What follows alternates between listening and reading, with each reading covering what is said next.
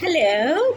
Today, the 23rd of May 2024, is Budddha Purnima. Purnima means full moon. A full moon will rise today. Don't you like beautiful full moon nights? Siddhartha Gautama was born a prince sometime between the 6th and 4th century BCE. Where was he born? Close to the border of what in 2024 is India and Nepal. Budddha Purnima or Buddha Jayanti is celebrated to mark the Buddha or Gautama Buddha's birth, enlightenment, and death. And it's a public holiday in India. India is a beautiful country where people of various religions live. Gautama was born a prince. His life was immersed in luxuries. One day, he went on a ride beyond the palace, and he saw that there was sorrow, old age, sickness, death. That made him pensive. Life has its sorrows. How can we free our lives from sorrows? So he meditated, pondered on what the truth can be to free ourselves from the shackles of sorrows. And after many toils and turmoils, he gained enlightenment. He established the Four Noble Truths and the Eightfold Path as a way of attaining peace and serenity. The story of the Buddha was told very beautifully to me by my grandma. She is angry. She's not calm. Can you hear her? We both need to do Buddhist chants today. Okay. So, by my mom, by my grandma, and by Mrs. Wheatley in class 3, and later by Ritu Anand. And especially by Mrs. Wheatley. She made the class so beautiful. Mrs. Wheatley was Christian. She loved Christianity, but when she taught the Ramayana, which was a part of our history syllabus, and the Mahabharata, she taught them so well. In the Mahabharata, we have the dice game. In the Ramayana, we have the whole story. Then Buddhism, she taught them so well. Later in class 4, Mrs. Ganaraj taught Sikhism so well. Then there was a chapter on Islam. She taught that well too. Okay, now I'm coming to the Eightfold Path. Now, the Eightfold Path, as this is a cat channel, I will discuss about why we should have the right views, thoughts, speech about cats, animals too. It's not that I'm ignoring humans, but please remember that this is a cat channel and also a dog channel.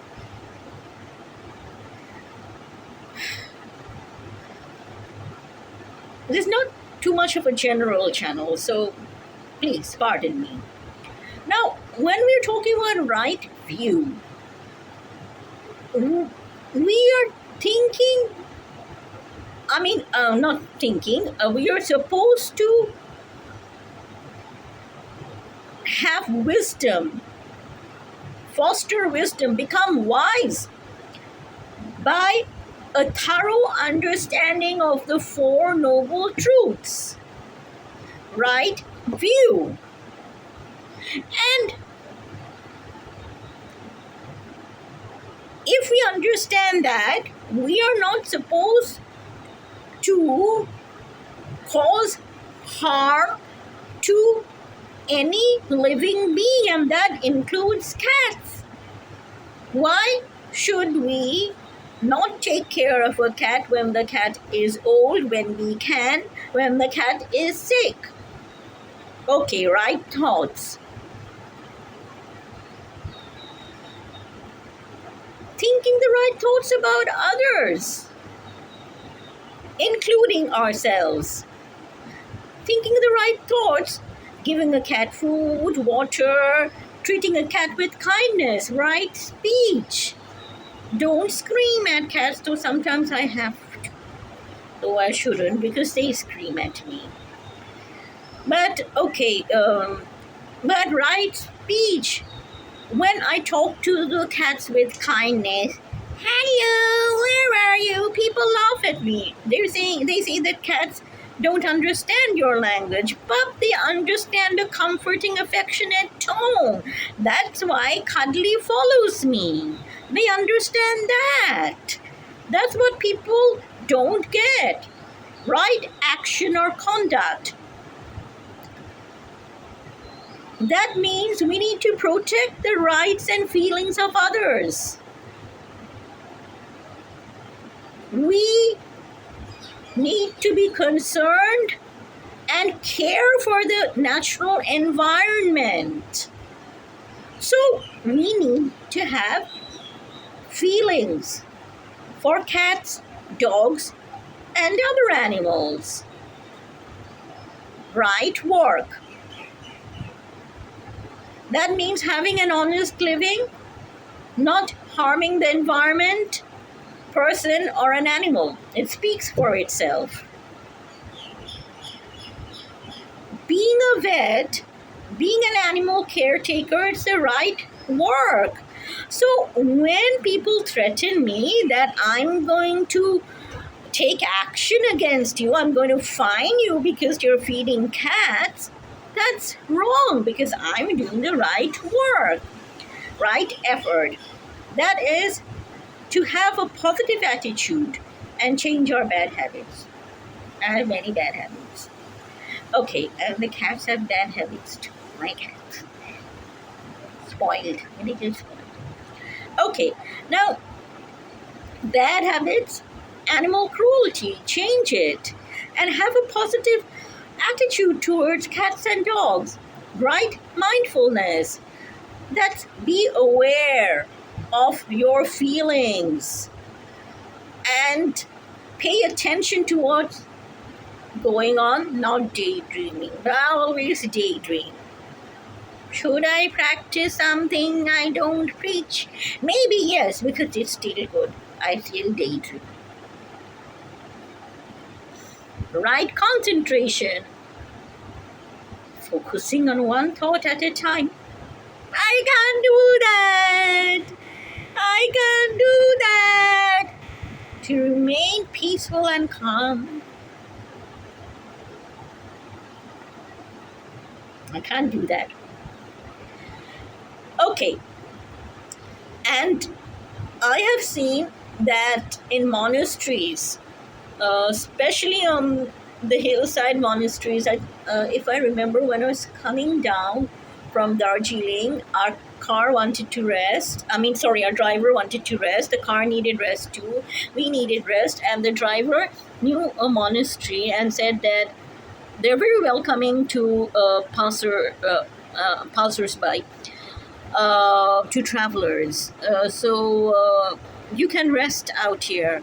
And at that monastery, I think the monk had a furry dog. Furry dog, that's fine because it's hill climate, it's mountain climate.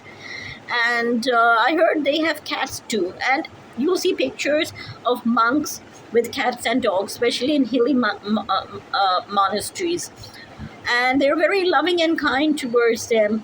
The cats may eat mice and kill mice and save the grains of a place. They were very affectionate, and I had a lovely time in Darjeeling, I remember. So, regarding Buddha Jayanti, let's remember Mr. B.R. Ambedkar.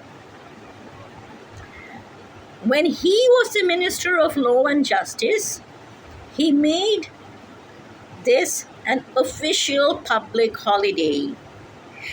And he fought so hard to eradicate caste differences, and he was against caste atrocities to who are called the so-called lower caste. There should be nothing like higher or lower caste.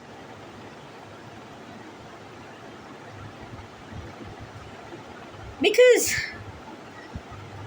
the way we contribute to society, whether we are mending a shoe or whether we are treating a patient or teaching a student, all of it is good. I don't like people fighting wars, but it happens sometimes. But anyway, I don't want to get into that now. And they've always mentioned legal profession. So if you're selling drugs and saying that I'm doing a wonderful thing, drugs means narcotics, sorry, that's a bad profession. Okay? So Budddha Purnima wishes to all of you.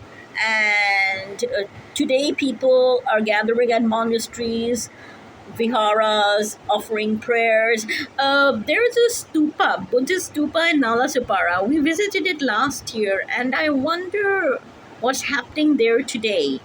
I'm not too sure. What's happening there today.